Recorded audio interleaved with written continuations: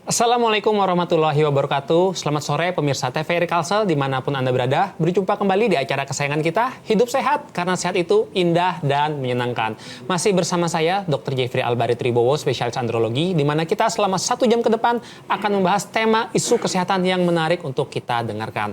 Pemirsa sekalian, gak kerasa ya, dalam seminggu lagi nih, kita akan ngerayain bulan puasa nih. Nah, gimana nih persiapan menghadapi puasa ya? Salah satu organ yang harus kita jaga di bulan puasa ini adalah ginjal kita. Nah, hari ini kita akan membahas ya, tema garis besarnya adalah ginjal sehat, ibadah kuat, kunci puasa tanpa dehidrasi. Seperti biasa ya, di studio TVRI Kalsel sudah ada narasumber yang kompeten di bidangnya. Jadi saya nggak sendirian nih. Hari ini narasumbernya spesial karena dia narasumbernya ganteng dan kompeten banget ya. Ini dia, kita sambut Dr. Bagas Willianto, spesialis urologi. Ya. Assalamualaikum Dr. Bagas. Waalaikumsalam warahmatullahi wabarakatuh. Selamat sore Dr. Jeffrey. Sore. Nah, kan pemirsa sekalian ganteng banget ya Dr. Bagas ini ya.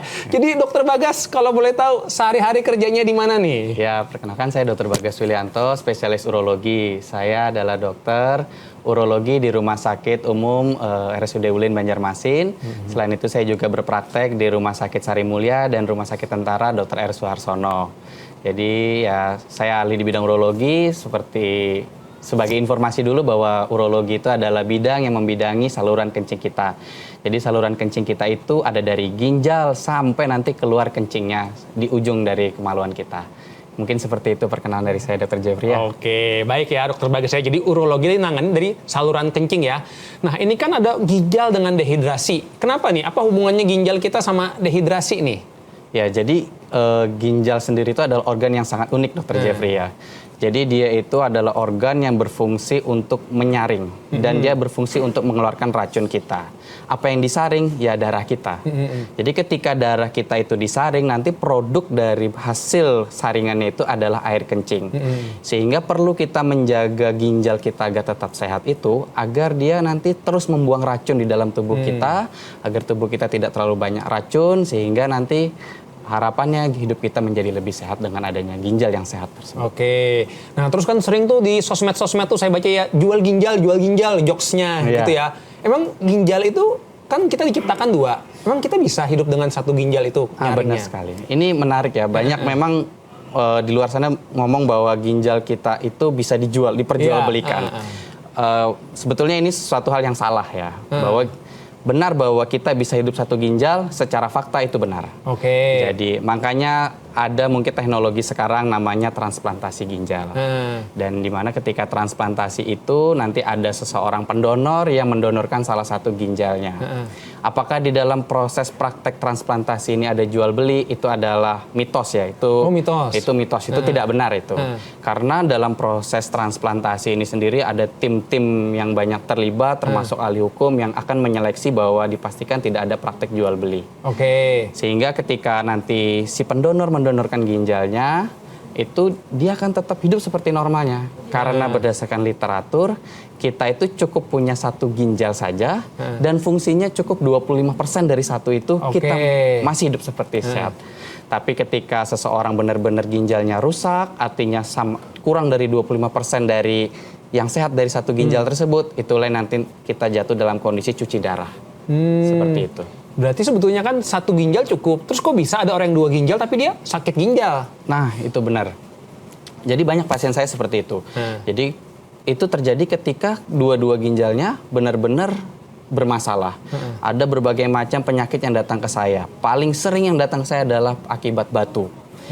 Dan batu ini terbentuk ada banyak hal, nanti akan kita bahas mungkin selanjutnya. Jadi ketika kedua-duanya itu benar-benar sudah terjadi pembentukan batu secara lama, tidak pernah diobati, akibatnya nanti menjadi rusak ginjalnya.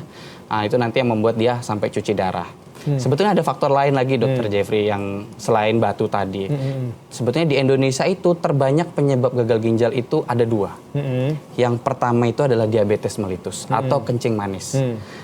Secara global itu sekitar 40% orang yang cuci darah, itu 40%-nya diakibatkan oleh diabetes mellitus. Makanya penting bagi seseorang yang dengan diabetes itu menjaga kadar gula darahnya. Yang kedua yang tersering adalah hipertensi. Ini yang banyak diremehkan orang. Jadi dia ketika kena hipertensi, dia tidak mau minum obat, akibatnya nanti dia jatuh ke dalam kondisi gagal ginjal.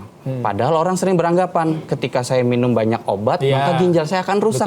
Mungkin sering dengar itu mitos, terutama pada pasien dengan hipertensi dan diabetes tadi. Dia justru harus minum obat terus untuk mengatur kadar gula darah dan hipertensinya agar ginjalnya terus terjaga agar tetap sehat. Oke, jadi keliru ya kalau banyak minum obat gula, obat tensi itu merusak ginjal. Benar, itu hal yang salah dan harus diluruskan oleh semua orang.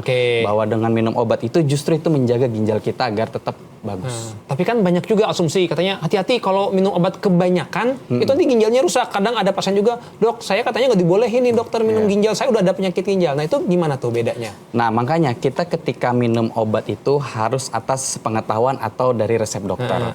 Memang beberapa obat ketika diminum secara salah, dia nanti kan obat ini akan dibuang oleh ginjal. Sehingga kalau kita salah meminum obat, nanti akan membuat ginjal kita lebih terbebani. Akibatnya nanti ginjal kita rusak, itulah yang membuat kita jadi gagal ginjal. Tapi selama obat itu diberikan dalam pemantauan dokter, resep dokter, maka justru obat itulah nanti yang membuat ginjal kita menjadi lebih bagus dan tetap terjaga kesehatan. Oke, berarti memang ada beberapa obat yang berbahaya untuk ginjal dalam jangka panjang gitu ya. Tapi memang ada beberapa obat yang aman untuk jangka panjang gitu ya. Benar sekali. Salah satunya obat tadi darah tinggi, gula, seperti itu ya. Benar. Nah, sekarang kalau kita berbicara ya kan temanya ini berkaitan dengan puasa itu adalah tentang masalah dehidrasi ya. Apa hubungan antara dehidrasi ini yang bisa mengakibatkan gangguan kesehatan dari ginjal itu gimana? Benar. Oke, jadi seseorang itu idealnya itu dia harus minum banyak air putih ya. Karena air putih ini diibaratkan sebagai pelarut dia. Ketika kita banyak minum air putih, maka kita akan menjaga ginjal kita itu agar tidak terlalu pekat dalam menyaring darah. Nah, sehingga ketika seseorang dalam kondisi dehidrasi, otomatis ginjalnya tersebut akan menjadi lebih susah dalam menyaring darahnya karena darah akan cenderung lebih kental. Nah, oleh karena itu penting sekali bagi seseorang itu untuk menjaga pola minumnya. Kalau literatur itu bilang setidaknya seseorang itu minum 8 gelas per hari. 8 gelas per hari. Atau literatur juga bilang 2,5 sampai 3 liter per hari. Jadi kalau kita gelas itu mungkin sekitar 300 cc, berarti kita perlu 8 gelas lah per hari.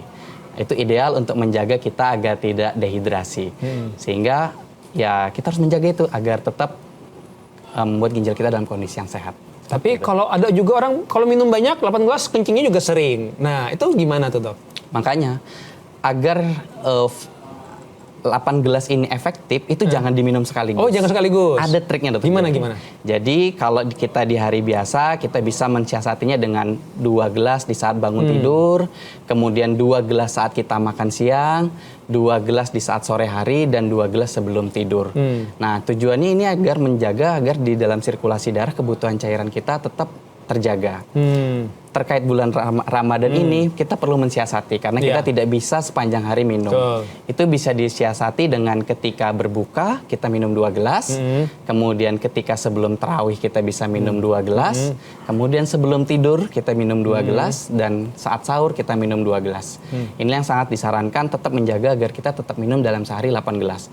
Jangan dihabiskan, jangan langsung terus-terusan banyak ketika kita buka puasa kita lalu minum yang langsung banyak seperti itu, karena itu juga percuma sebetulnya. Jadi ketika berbuka minum dengan secukupnya, kalau bisa tadi 2 gelas, tapi kita bagi porsi-porsi di jam-jam tertentu lainnya untuk menjaga agar kita tetap kebutuhan cairannya tetap 8 gelas per hari. Kalau kan banyak orangnya dia tuh kadang ngebutnya tuh di waktu sahur sama berbuka. Benar ya. sekali. Minumnya mungkin di berbuka banyak, waktu sahur banyak gitu ya. Akhirnya kan ngeluh. Jadi saya kencing-kencing terus, saya males jadinya minum. Nah itu faktor dari karena tidak mencicil itu tadi ya? Benar. Dan sebetulnya tidak efektif juga ketika kita terlalu banyak minum di waktu-waktu tertentu. Karena ketika tubuh sudah sangat pintar. Ketika kita terlalu banyak minum, maka tubuh juga akan merespon dengan membuangnya melalui air kencing. Sehingga penting untuk menjaga pola-pola minum tadi agar dia tetap terjaga, kebutuhan cairannya itu tetap terpenuhi di sepanjang waktu. Nah sekarang kalau orang-orang yang dia itu rajin olahraga, ya mungkin dia kalau malam setelah berbuka puasa dia mau olahraganya banyak tuh, lari-lari segala macam. Itu apakah perlu ada cairannya perlu nambah atau sebetulnya dia udah cukup aja sih dengan yang 2,5 liter tadi? Ini juga menarik bahwa sekarang kan lagi tren ya seseorang lari, nge-gym untuk menjaga pola-pola kebutuhannya lah. Jadi ketika 8 gelas itu adalah anjuran orang dengan aktivitas ringan hingga sedang. Maksudnya ringan sedang ya untuk beraktivitas sebagai kebutuhan harian saja. Tapi ketika dia ada aktivitas yang lebih seperti olahraga, maka tentu harus lebih banyak dari 8 gelas tadi. Sehingga dia harus mencukupi kebutuhan asupannya lebih banyak dibandingkan orang normal. Makanya dia perlu menambah cairannya lagi dibanding orang dengan aktivitas ringan hingga sedang. Oke, nah kalau orangnya nih tipikal yang dia berpuasa tapi dia mau ada aktivitas, contohnya pemain bola tuh, mau salah kan dia lebih puasa. Iya benar-benar. Nah itu gimana tips and triknya? Siapa tahu mau salah ikut nonton atau pemain bola yang lain nih kan? Iya mungkin cukup rumit juga kita dihadapkan seperti itu ya. Kalau dia tetap ingin berpuasa dengan kondisi seperti itu, ya mau tidak mau dia tetap mencukupinya hanya di waktu sahur dan berbuka tadi saja ya. Kalau memang dia terasa, makanya kita harus mengetahui tanda-tanda dehidrasi dari seseorang juga ya. Ketika dia mulai bibirnya kering, kulitnya mulai keriput, terasa telapak tangannya kering, ada tanda-tanda dehidrasi, matanya cekung, maka itu sudah termasuk dalam tanda-tanda dehidrasi. Apalagi penuh kesadaran, ya dia harus segera berbuka untuk mengisi cairannya seperti itu. Jadi prinsipnya harus tahu batas tubuh juga ya. Benar sekali. Tadi ada batas-batas tanda tubuh yang dehidrasi. Emang bahayanya pasti kalau dibiarkan yang sampai dia misalnya bibirnya kering, matanya cekung, dia tetap pasti olahraga gitu. Kadang kan orang dia, aku berenang juga kok masih ada air-airnya juga di luar. Nah itu gimana? Iya, jadi ketika tubuh itu semakin dehidrasi, ya, jadi kadar cairan di dalam tubuhnya akan berkurang, maka sirkulasi darahnya menjadi akan lebih kental, bahasa umumnya ya. Ketika kental, maka ginjal akan lebih sulit dalam memompa darahnya, sehingga kebutuhan darah di organ-organ di ujung jari, ujung-ujung tubuh kita itu jadi tidak terpenuhi. Nah, itu yang membuat nanti kerusakan organ-organ yang ada di ujung-ujung dari tubuh kita. Makanya seseorang tidak boleh dalam keadaan dehidrasi itu, harus segera dicukupi kebutuhan cairannya. Oke, jadi berbahaya untuk jaringan-jaringan di tubuhnya ya. Benar. Nah, terus tadi kan kita kalau berbicara tentang masalah kencing ya, saya tuh sering ngelihat terutama di bandara tuh ya, warna kencing katanya ya. Kalau misalnya dia kuning tandanya dehidrasi, harus banyakin cairan. Kalau dia putih, nah ini sip itu. Nah itu betul atau keliru tuh sebetulnya yang tanda-tanda air kencing itu? Itu fakta. Oh fakta? Jadi benar. Jadi kadar kencing seseorang itu menunjukkan status dehidrasi dia. Kalau dia cenderung kuning yang pekat, maka itu dia dalam kondisi dehidrasi. Normalnya seseorang itu saat dia kencing, dia warnanya harus kuning jernih terang. Bahkan ketika kita terawang itu kita bisa melihat secara tembus pandang. Tapi begitu dia dalam kondisi dehidrasi, kencingnya akan semakin pekat dan kuningnya akan memekat seperti teh. Nah, ketika dalam kondisi seperti itu berarti itu menunjukkan seseorang dalam kondisi dehidrasi. Maka dia harus mencukupi kebutuhan cairannya. Oke, kalau kita lagi puasa kencing yang pekat gitu, nah itu gimana? Apakah masih bisa ditahan atau gimana baiknya? Masih bisa ditahan. Masih bisa tahan? Masih bisa kita tahan. Ya tadi kita harus melihat lagi apakah ada dehidrasi yang lain yang menunjukkan lebih berat. Tadi seperti yang bibirnya sudah mulai kering, terus sampai dia penurunan kesadaran, itu yang baru kita mewaspadai dan harus segera berbuka. Ya, berarti jangan juga ya gara-gara kencing lihat ini, wah kuning nih. Langsung berbuka dong. Wah itu nggak betul ya. Baik, nanti kita akan kembali lagi ya membahas tentang masalah kesehatan ginjal dan dehidrasi. Tetapi setelah pesan-pesan yang satu ini, jangan kemana-mana, masih di acara Hidup Sehat, karena sehat itu indah dan menyenangkan.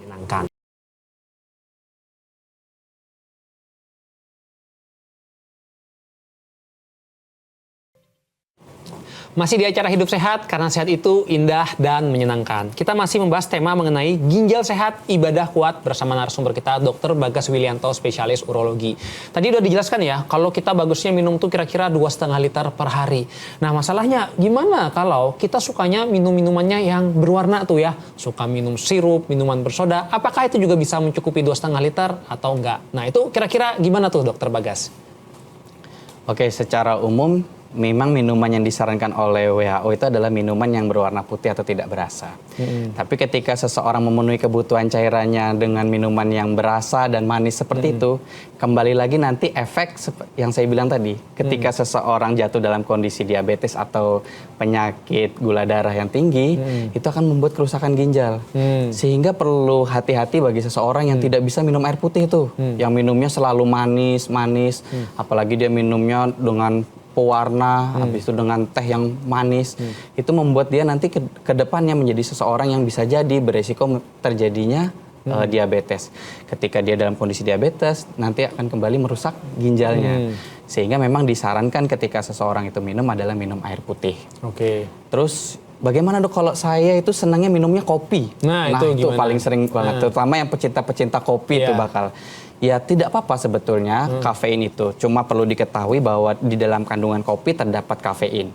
Kafein memiliki efek diuretik atau dia membuat seseorang menjadi sering kencing. Otomatis kalau seseorang itu dia sering minum kopi, harus juga dia lebih sering minum air putih agar dia tidak dalam kondisi dehidrasi lagi kembali tadi. Jadi ketika seorang lebih banyak minum kopi, ya lebih banyak juga minum air putih. Seperti itu. Kalau sahurnya minum kopi gimana tuh? Wah itu menurut saya tidak masalah, tapi cukup berbahaya. Cukup berbahaya ya? Kenapa berbahaya? Karena tadi dia memiliki efek diuretik atau membuat seseorang menjadi sering kencing. Sehingga ketika dia jadi minum kopi di saat sahur, nanti ditakutkan di sepanjang hari dia menjadi lebih sering kencing. Akibatnya kalau dia menjadi lebih sering kencing, maka akan banyak cairan yang hilang selama proses puasa dia. Jadi ya cukup harus dicermati minum kopi di saat sahur ya. Ya, mungkin bisa putar ke setelah berbuka. Benar, setelah berbuka lebih aman seperti itu. Tapi nanti sholat kencing-kencing dong. Nah, benar juga ya. Ya setelah sholat. Nah, tapi nanti nggak bisa tidur lagi. Nah, ya gimana? Ya perlu bijak memang untuk menggunakan kopi ya. Oke. Nah, sekarang kan trennya tuh sering juga ada minuman isotonik ya. Katanya dalamnya ada natrium, kalium segala macam. Itu bagus nggak sih digunain kalau bulan puasa? Itu bagus ya. Karena minuman isotonik itu dia memiliki kandungan elektrolit yang dimana di saat selama bulan puasa, selama kita menjalani puasa itu akan banyak elektrolit yang tidak asupan elektrolit kita berkurang. Sehingga ketika kita berbuka dengan minum elektrolit diharapkan bisa mengganti kebutuhan elektrolit harian kita. Sebetulnya tidak cuma minuman elektrolit saja loh yang penting.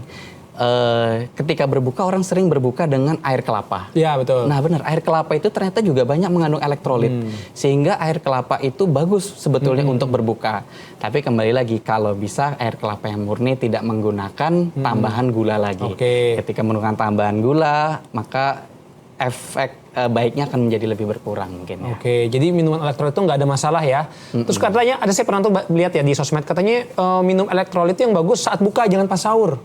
Itu apakah ada pengaruhnya nggak sih? Katanya karena kalau pas buka kan kita ada kekurangan cairan gitu ya. Tapi sebelum bahas itu nih kita ada gambar dulu nih ya Dokter Bagas ya. Ini ada gambar cairan-cairan ya. Ini ada dari yang paling gelap sampai paling putih nih untuk warna dari kencing. Itu boleh dijelaskan kah? Oke, kalau kita dilihat di layar ya ada gambar dari yang paling kiri itu yang warnanya putih sampai yang ke paling kanan itu warnanya sangat pekat ya. Ini menunjukkan warna kencing kita di saat kita dalam kondisi dehidrasi. Semakin dia pekat seperti teh di sebelah kanan itu maka menunjukkan bahwa bahwa kondisi kita itu dalam kondisi dehidrasi. Idealnya seseorang itu dalam kondisi yang kuning seperti nomor 2 dari kiri, bahkan kalau bisa sampai paling ujung kiri. Tapi kalau sudah dalam kondisi yang paling kanan itu dia harus segera untuk mengganti cairan tubuhnya segera minum ya.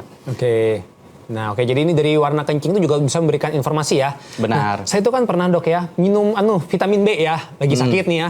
Warna kencing saya berubah tuh, jadi kayak merah kayak gitu. Itu kenapa itu dok? Ya, jadi ginjal itu berfungsi kan untuk membuang hal-hal yang mungkin yang tidak diperlukan oleh tubuh.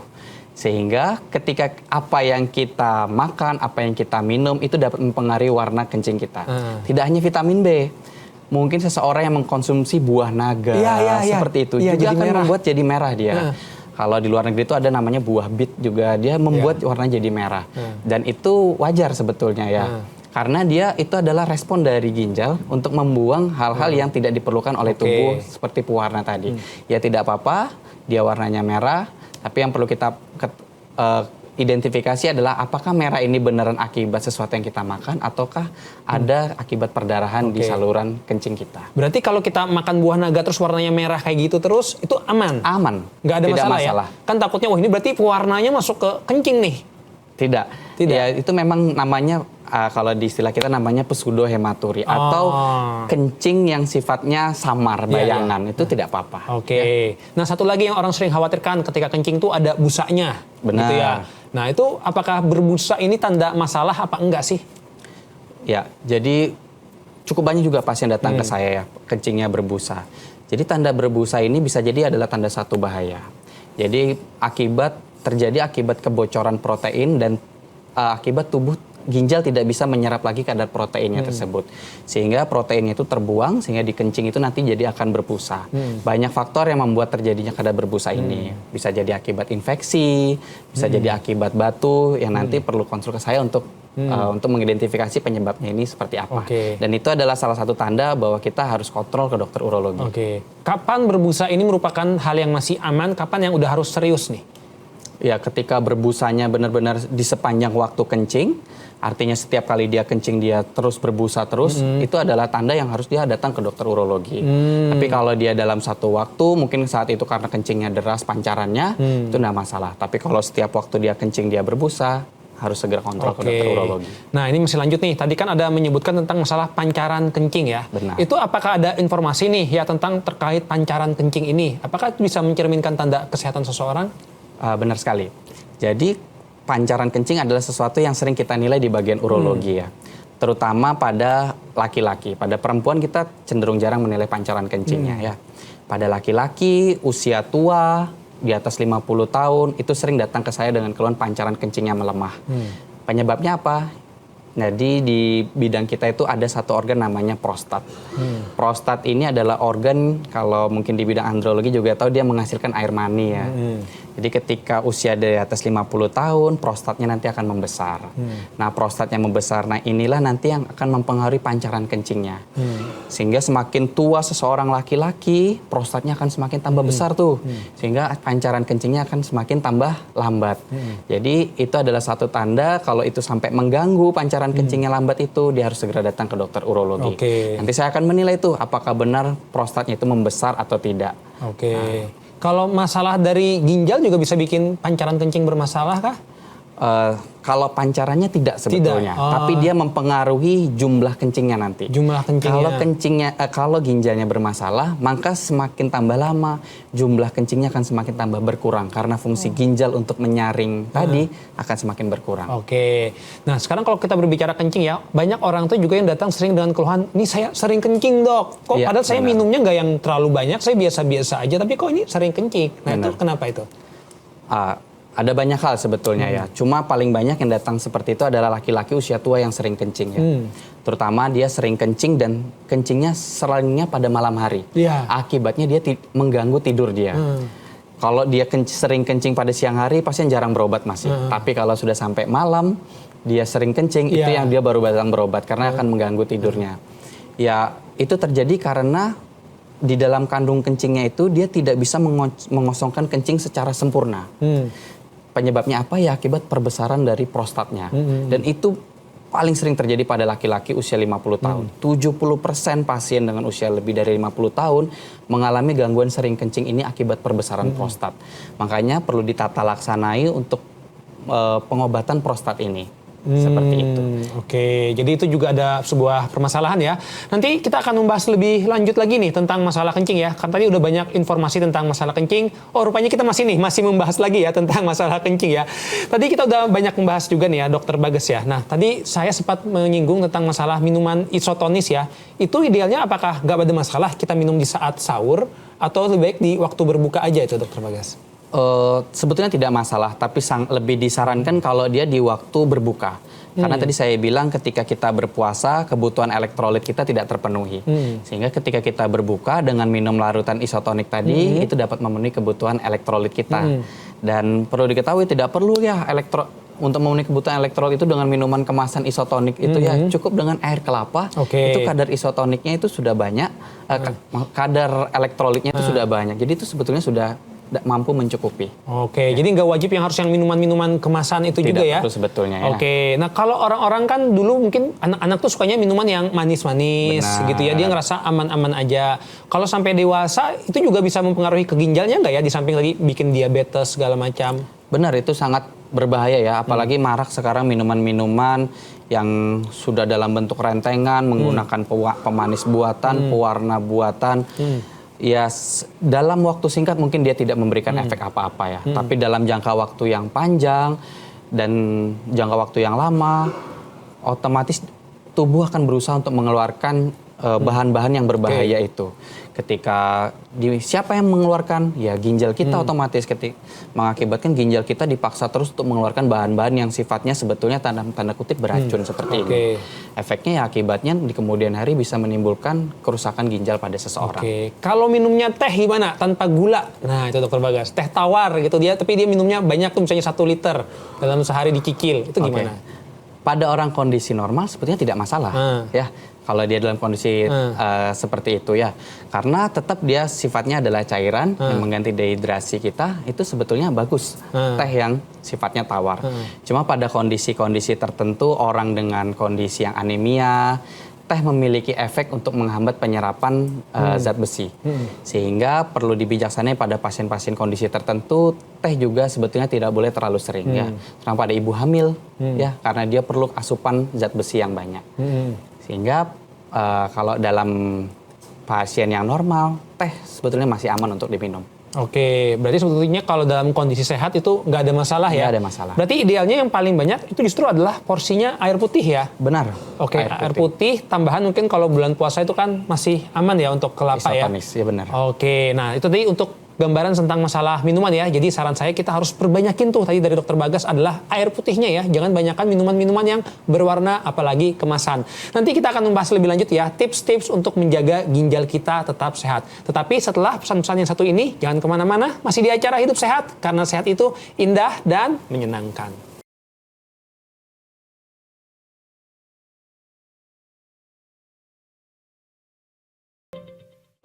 Masih di acara Hidup Sehat karena sehat itu indah dan menyenangkan. Kita masih membahas tema mengenai ginjal sehat, ibadah kuat bersama narasumber kita Dr. Bagas Wilianto, spesialis urologi.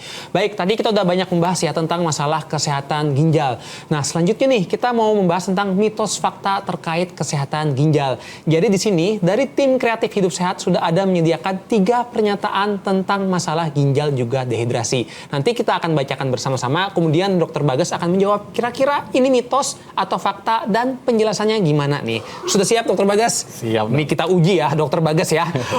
Poin pernyataan yang pertama, mitos atau fakta? Nah, konsumsi suplemen terlalu lama bisa menyebabkan batu ginjal. Ini fakta. Fakta? Ya. Kenapa? Terutama suplemen yang tidak melalui peresepan dokter secara umum. Karena beberapa vitamin itu memang memiliki efek sebagai faktor pembentukan batu terutama seperti vitamin D, vitamin kalsium, itu adalah faktor vitamin-vitamin yang dapat memicu terbentuknya batu. Sehingga pemberian suplemen ini tidak boleh berlebihan dan harus dalam pemantauan dokter. Beberapa vitamin lain seperti vitamin C itu juga merupakan faktor pembentukan batu. Sehingga pemberian suplemen atau mengkonsumsi suplemen secara berlebihan itu dapat menimbulkan batu sehingga mengakibatkan kerusakan ginjal. Tapi vitamin C kan banyak yang jual tuh, yang 1000 mg itu aman nggak kan ya? Kan logikanya dijual di supermarket gitu ya. Sebetulnya harus bijak dalam mengkonsumsi ini ya. Kebutuhan tubuh kita tidak perlu sebanyak itu sebetulnya. Cukup 200 mikrogram seperti saya ingat, tidak perlu sampai sebanyak itu karena tubuh juga akan berusaha untuk membuangnya. Justru ketika terlalu banyak mengkonsumsi suplemen-suplemen tersebut, justru akan terjadi pembentukan batu di kemudian harinya. Berarti nggak disarankan ya kita konsumsi yang tadi vitamin C yang 1000 mg itu sampai lagi setiap hari itu? Tidak perlu sebetulnya. Kalau misalnya lagi pilek gitu itu gimana dok? Boleh nggak kita konsumsi? Kembali lagi harus dalam pengetahuan dokter sebetulnya. Kita tidak boleh terus melulu membeli suplemen-suplemen tersebut secara bebas. Tentu ketika dalam anjuran dokter itu dalam kondisi untuk meningkatkan daya tahan tubuh, tentu boleh ya. Tapi ketika tujuannya dia dalam pembelian dengan diri sendiri, mengkonsumsi secara berlebihan, tentu itu menjadi sesuatu yang berbahaya. Jadi pada prinsipnya adalah harus jaga ya dinilai normal. Karena segala sesuatu yang berlebihan tadi bisa menjadi menimbulkan penyakit ya. Konsumsi vitamin kita kira aman, ternyata bisa menimbulkan masalah ya. Jadi harus hati-hati pemirsa ya. Fakta ternyata kalau konsumsi suplemen berlebihan bisa menyebabkan risiko terjadinya batu ginjal. Nah sekarang kita lanjut lagi ya ke poin pernyataan yang kedua nih. Mitos atau fakta? Nah, minum minuman berenergi bisa merusak ginjal. Ini kan juga banyak ya yang minuman Benar kemasan sekali. yang kaca Iya, gitu ya. Itu katanya ada yang sampai cuci darah. Ini Benar. mitos atau fakta? Ini fakta, Dokter Jeffrey. Fakta. Dan banyak pasien saya, terutama yang usia-usia muda, itu sudah mengalami gagal ginjal. Akibat ternyata setelah dilacak lebih jauh ke belakang, dia sering mengkonsumsi minuman-minuman berenergi. Karena di dalam kandungan minuman-minuman berenergi itu, terutama paling sering yang dia di dalamnya terdapat kandungan gula juga. Ya. Ya, dan berbagai macam zat-zat yang sebetulnya tidak diperlukan tubuh. Akibatnya zat-zat ini nanti yang akan merusak sel-sel ginjal dan membuat ginjal juga berusaha lebih keras untuk mengeluarkan zat-zat tersebut. Itulah nanti yang di kemudian hari membuat seseorang jatuh dalam kondisi gagal ginjal sehingga akibatnya nanti cuci darah. Oke. Dan banyak sekali kasus seperti ini. Dan itu adalah peran kita sebagai tenaga kesehatan untuk mengedukasi bahwa minuman-minuman yang berenergi ini adalah sangat berbahaya untuk bagi kita ya. Seberapa muda sampai yang udah kena penyakit ginjal ini? Sejauh ini yang pernah saya tangani ada anak di usia 16 tahun dia sudah dalam kondisi gagal ginjal. Dia suka minumnya seberapa sering emang? Kok usia muda bisa kena? Dia selalu dibelikan ibunya minuman kemasan yang gelas. Oh ya? Jadi dia selalu menyimpan di rumah minuman gelas tersebut untuk dia minum. Oh. Ya ada beberapa brand-brand yang tidak bisa disebutkan. Nggak bisa sebut. Iya. Dan itu karena sering dia minum itu dan ibunya juga menyediakan di rumah mungkin untuk suaminya dan ternyata diminum juga oleh anaknya mengakibatkan kerusakan ginjal bagi anaknya. Oh, sayang sekali. Dia di usia 16 tahun sudah harus cuci darah 1 minggu 2 kali. Seumur hidup? Seumur hidup. Waduh. Sel ginjal itu adalah sel yang sebetulnya unik ya. Dia tidak bisa beregenerasi.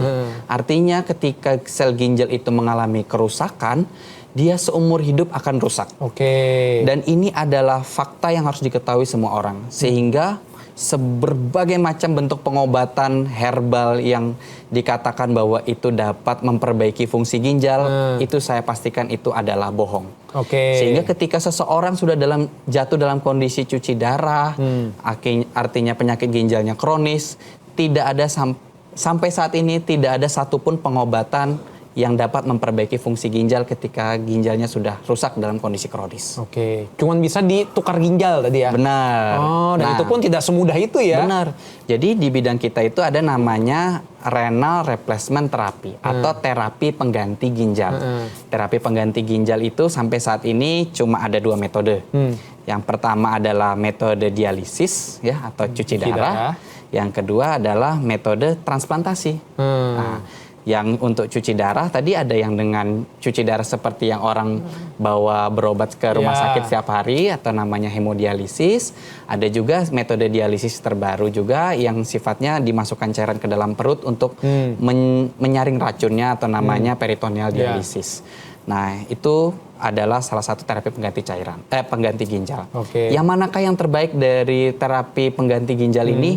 Tentu adalah donor ginjal atau transplantasi ginjal adalah terapi terbaik untuk untuk sebagai terapi pengganti ginjal. Oke, cuman tadi tidak sesimpel itu ya? Benar, tidak sesimpel itu. Sampai saat ini di Rumah Sakit RSUD Ulin kita memang belum sampai ke tahap sana. Belum ada? Belum ada di bidang kita. Kita berharap mungkin dalam 1-2 tahun ke depan ini kita bisa berhasil mengembangkan transplantasi ginjal di RSUD Ulin. Oke, nah itu tadi ya. Jadi makanya harus jaga banget ya. Apalagi yang suka minum minuman kemasan, minuman berenergi. Biasanya sih orang-orang yang supir gitu ya. Kadang supaya nggak ngantuk itu tuh berbahaya juga ya. Berbahaya sekali. Nah itu ya. Jadi harus hati-hati kalau kita mau sayang ginjal kita, justru perbanyak minum air putihnya ya. Baik, sekarang kita lanjut lagi ya ke poin pernyataan yang terakhir nih. Ketiga, mitos atau fakta? Nah ini, keseringan masturbasi bisa bikin dehidrasi. Kan keluar cairan tuh. Kalau sehari 4 kali itu apakah bisa kurang cairan itu, Dok? Ya ini adalah mitos. Mitos. Aman jadi? Aman jadi ya. Kenapa? Jadi penjelasannya seperti ini. Ketika seseorang masturbasi, jumlah cairan yang dikeluarkan itu tidak banyak ya Dr. Jeffrey. Mungkin Dr. Jeffrey sebagai andrologi tahu ya. Nah, jadi seseorang masturbasi itu idealnya keluar cairan itu normalnya kan di atas 1,5 cc sampai mungkin paling banyak mungkin 5 cc ya. Dan cairan seperti itu mau dikeluarin sehari 4 kali, 5 kali, mungkin tidak akan menyebabkan seseorang dalam kondisi dehidrasi. Mungkin lebih dicermati adalah aktivitas apa yang dilakukan sehingga seseorang masturbasi tersebut. Nah, mungkin ketika aktivitas untuk mencapai klimaksnya itu sesuatu aktivitas yang berat, mungkin itu yang bisa menyebabkan dehidrasi ya. Tapi kalau cairan yang keluar oleh dehidrasi itu tidak menimbulkan dehidrasi. Jadi aman ya, itu Aman. mitos tuh kalau masturbasi bisa bikin dehidrasi. Nggak bener ya, jadi untuk aktivitas-aktivitas tersebut ya. Nah baik, sekarang kita akan berbicara ya tentang masalah ginjal nih. Kira-kira kita kalau mau tahu kesehatan ginjal itu perlu pemeriksaannya apa aja nih yang perlu dilakukan? Mungkin kita mau screening gitu ya, ada pasien-pasien atau mungkin pemirsa sekalian mau ngecek ini ginjal aku aman nggak sih? Itu apa aja yang bisa dicek? Pertama kita runtut dari awal dulu. Yang pertama kita akan menanyakan riwayat penyakit yang dimiliki oleh pasien terkait seberapa sering dia kencing, kencingnya berapa banyak, paling sering di kapan hari dia kencingnya, itu yang harus kita tanyakan terlebih dahulu. Kemudian kita perlu tanya juga riwayat-riwayat penyakit sebelumnya, apakah pasien memiliki riwayat penyakit darah tinggi, kencing manis, atau riwayat penyakit batu sebelumnya. Kemudian yang kedua kita akan melakukan pemeriksaan fisik. Dari pemeriksaan fisik nanti akan kita ketahui bagaimana status ginjal seseorang atau status dari kelainan anatominya bagaimana. Setelah itu baru kita akan melakukan pemeriksaan laboratorium. Pemeriksaan laboratorium awal yang dapat kita gunakan adalah pemeriksaan urinalisis atau pemeriksaan sampel kencing. Jadi kalau pemeriksaan sampel kencing tersebut orang diminta untuk kencing di dalam tabung, nanti akan kita nilai apa saja kandungan di dalam air kencingnya tersebut. Nah, setelah pemeriksaan air kencing, kalau kita nanti mengarahkan pada kondisi-kondisi suatu penyakit, baru kita melakukan pemeriksaan lebih lanjut. Paling sering di bidang urologi ketika pasien datang adalah kita melakukan pemeriksaan USG atau ultrasound. Jadi dari pemeriksaan ini kita dapat mengetahui kondisi ginjalnya apakah sedang bengkak atau tidak, apakah terdapat batu atau tidak.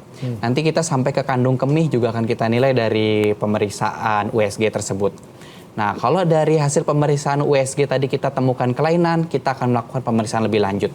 Kadang kita memerlukan pemeriksaan CT scan, kadang kita memerlukan pemeriksaan MRI, tergantung nanti dengan kebutuhannya apa. Ya, secara umum itulah pemeriksaannya. Kapan orang perlu pemeriksaan lab kencing nih? Dia perlu disarankan untuk cek itu. Kapan dia masih belum perlu?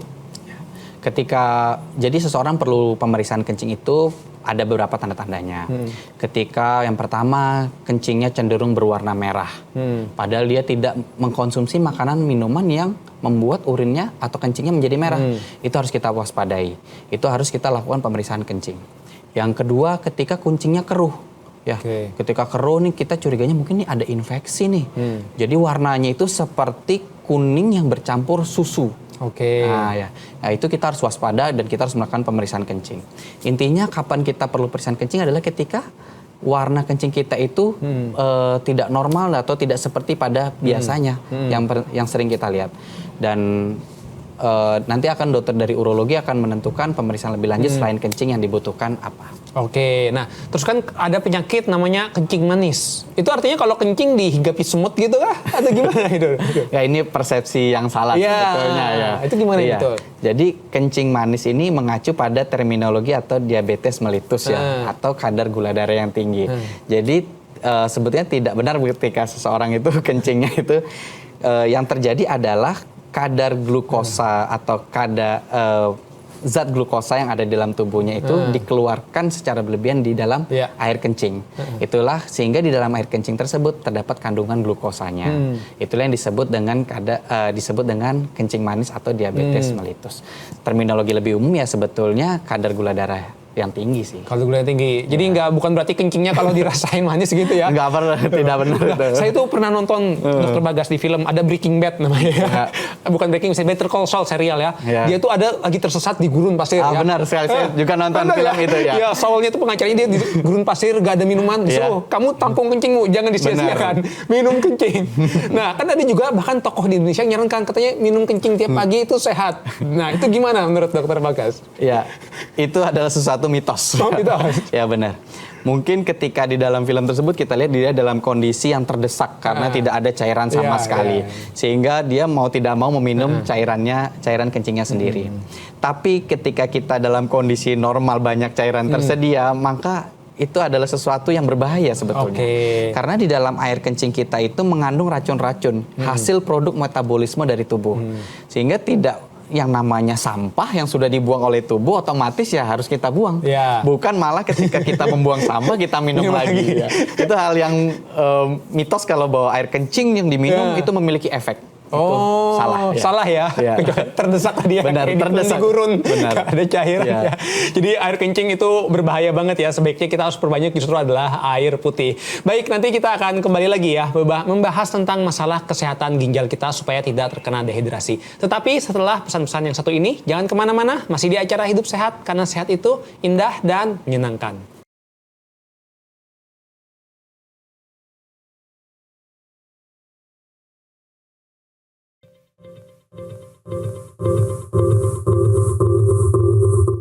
Bahas banget ya tentang masalah kesehatan ginjal. Nah, kira-kira sekarang ini gimana sih tips and triknya supaya kita bisa menjaga kesehatan ginjal kita sejak muda sampai usia tua biar nggak perlu cuci darah. Nah, itu kira-kira bagaimana nih, Dokter Bagas? Oke, yang pertama yang perlu kita perhatikan adalah apa yang kita makan dan kita minum ya. Sebisa mungkin sebetulnya apapun yang kita makan selama minum kita cukup itu akan sangat baik untuk menjaga ginjal kita. Kemudian yang disarankan adalah mengurangi asupan garam ya. Karena garam sendiri memiliki efek nanti akan meningkatkan tekanan darah kita di kemudian hari. Dan seperti saya bilang tadi, tekanan darah yang tinggi akan membuat kerusakan ginjal. Terus batasi juga asupan-asupan yang mengandung gula yang tinggi. Karena gula yang tinggi nanti juga akan membuat seseorang menjadi gagal ginjal. Pertama terkait makanan minuman. Yang kedua aktivitas fisik yang cukup ya. Jangan terlalu banyak kita istilahnya ya malas-malasan dalam beraktivitas fisik ya. Olahraga 1 minggu 3 kali dengan rentang 30 menit. Baik untuk memetabolisme mungkin hal-hal yang tidak diperlukan oleh tubuh. Itu adalah bagian dari menjaga ginjal kita. Kemudian atur agar indeks massa tubuh kita itu tidak terlalu berlebihan. Artinya jaga berat badan kita ya.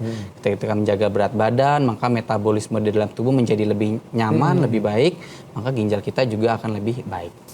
Seperti itu. Dan sebetulnya kuncinya adalah di minuman bagi saya ya. Selama minuman kita banyak itu bagus. Terus yang banyak juga berbahaya itu adalah sifat seseorang yang sering menahan kencing, Dr. Jeffrey. Itu menarik bagi saya. Karena orang yang sering menahan kencing itu beresiko mengalami kerusakan ginjal ya.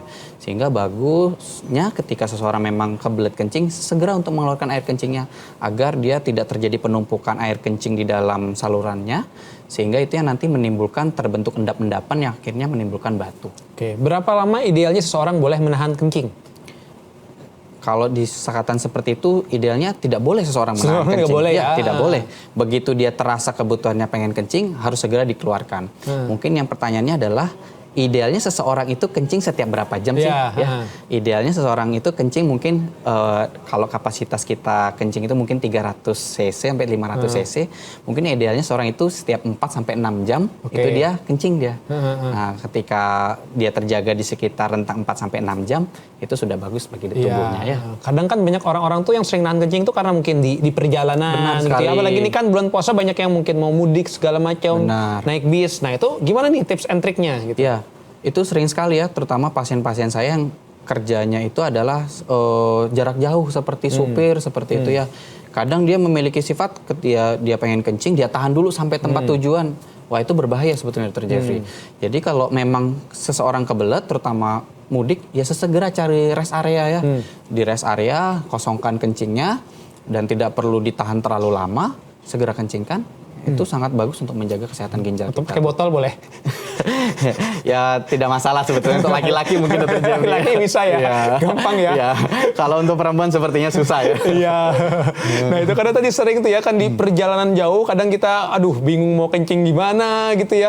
Apalagi macet itu kan di kota-kota besar, itu bisa mempertimbangkan dibanding nahan ya, Dokter Bagus ya. Nah kalau pada orang-orang tua itu ya, kan kita harus juga ngejaga ya untuk masalah kencing dan minum ini. Ada tips and triknya nggak sih pada orang-orang yang mungkin udah usia lanjut gitu ya? Kadang kan ada yang bilang katanya usia lanjut cairannya jangan terlalu banyak, nanti ke jantung. Nah itu seperti apa? Ya benar. Jadi idealnya seseorang minum 8 gelas itu adalah untuk orang yang kondisinya sehat, Dr. Jeffrey ya. pada orang-orang dengan kondisi tertentu seperti kelainan jantung, dia ya, atau mungkin sudah dalam kondisi ginjalnya rusak, itu minumnya justru dibatasi. Ya, dokter nanti akan memberikan saran berapa cairan yang boleh masuk dengan harapan cairan keluarnya juga akan sebanding ya. Jadi ketika seseorang itu dalam kondisi ada kelainan jantung, sudah ada kelainan ginjalnya yang rusak dalam fase cuci darah, justru minumnya harus dibatasi. Tapi selama dia tidak memiliki gangguan tersebut, kita minum tidak memandang usia. Mau minum berapapun selama dia tidak ada kondisi tadi penyerta yang gangguan jantung dan gangguan ginjal, tidak masalah dok. Mau berapapun kita minum itu aman masih ya. Oke, jadi kalau tipsnya pada orang yang udah ada penyakit itu, kapan kita tahu ini minumnya aman, kapan ini tahu berlebihan nih? Misalnya kakek kita nih ada penyakit jantung, penyakit ginjal, itu gimana? Nanti kita akan memperkirakan berdasarkan melihat apakah tubuhnya ini sudah dalam kondisi bengkak atau tidak. Nah sebetulnya yang perlu dipantau itu adalah istilahnya balance atau keseimbangan. Ketika dia yang masuknya adalah 1 liter, maka orang tersebut harus memastikan bahwa yang keluar juga 1 liter.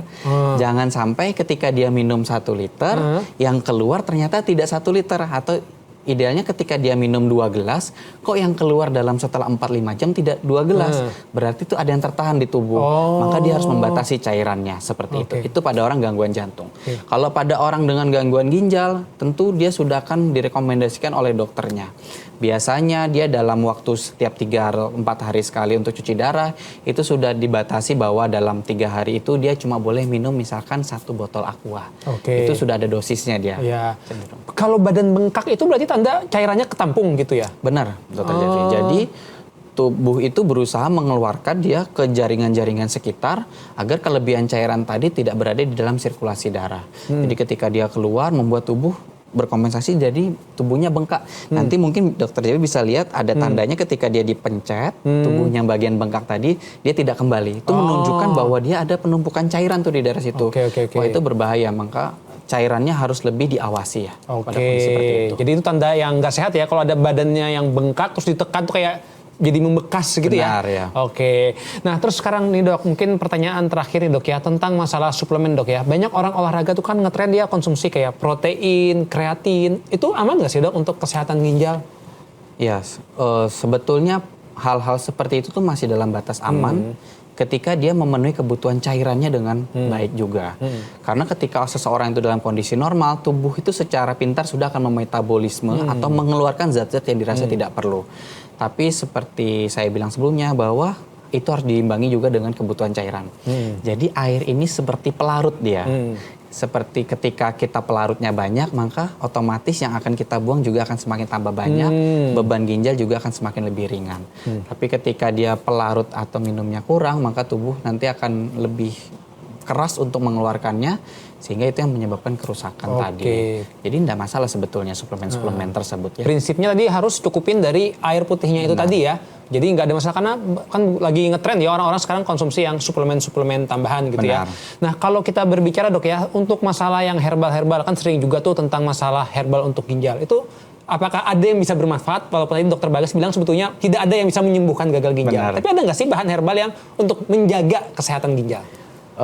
Jujur sampai saat ini di bidang saya tidak ada ya Dr. Jeffrey ya. Bidang yang obat-obatan herbal tersebut yang memang terbukti secara ilmiah dia memiliki efek dalam memperbaiki fungsi ginjal. Karena ya itu tadi, sel ginjal ini adalah sel yang tidak memiliki sifat untuk beregenerasi. Beda dengan kulit ya, kalau dilihat ketika kulit itu terluka, kemudian dalam waktu lama nanti dia akan menyembuh. Tapi ginjal tidak memiliki efek seperti itu. Ketika dia sudah terluka atau fungsinya menurun, tidak ada sampai saat ini terapi herbal ataupun medis yang dapat memperbaiki fungsi ginjal. Jadi sekali seumur hidup ya usia dari ginjal kita, makanya harus dijaga ya. Baik dokter Bagas, kita nggak kerasa nih udah hampir 1 jam nih membahas tentang masalah kesehatan ginjal. Mungkin dari dokter Bagas boleh disampaikan pesan-pesan terakhir untuk pemirsa Hidup Sehat supaya ginjalnya tetap sehat, terutama saat sedang berpuasa. Silakan dokter Bagas. Jadi kepada pemirsa sekalian, dalam menyambut bulan Ramadan ini ada baiknya kita menjaga kesehatan ginjal kita. Yang salah satu dapat lakukan adalah untuk menjaga pola minum kita agar status hidrasi kita tercukupi. Idealnya kita dapat minum 8 gelas per hari minimal pada orang dengan kondisi sehat. Untuk mensiasatinya bisa dilakukan di 2 gelas saat berbuka, 2 gelas saat sebelum pergi tarawih, 2 gelas sebelum tidur, dan 2 gelas saat sahur. Tentu ini adalah minimal yang diperlukan oleh tubuh. Kemudian sebisa mungkin hindari makanan-makanan minuman yang sifatnya memiliki kadar garam yang tinggi dan kadar gula yang tinggi agar di kemudian hari tidak dapat terjadi kerusakan pada ginjal kita. Kemudian mungkin itu saja Dr. Jeffrey yang bisa saya sampaikan. Jadi harus jaga kecukupan dari air putih ya Dr. Bagas ya.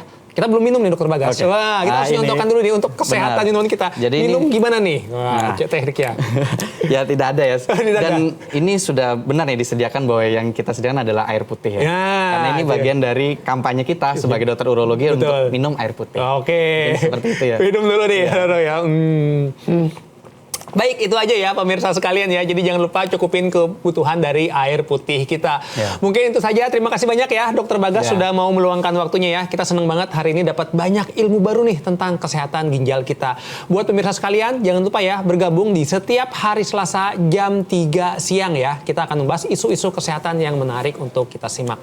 Mungkin itu saja. Saya dan segenap kru yang bertugas pamit undur diri. Salah hilapnya mohon maaf. Wabillahi taufiq wal hidayah. Wassalamualaikum warahmatullahi wabarakatuh.